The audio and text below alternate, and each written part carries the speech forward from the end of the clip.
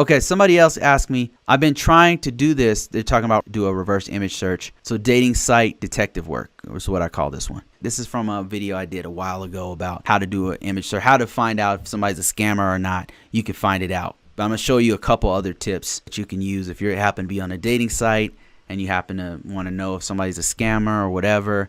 It's not just reverse searches you can do. There's some other stuff that you can do that really works well, and I'm going to tell you guys about that. A lot of times what scammers do is they'll take pictures from Instagram or they'll take pictures from Facebook, like a random person who's not that famous, if they're smart, and then they'll take that picture, they'll put that in the profile, and then they'll do like a fake bio or whatever, and that's how they try to get people.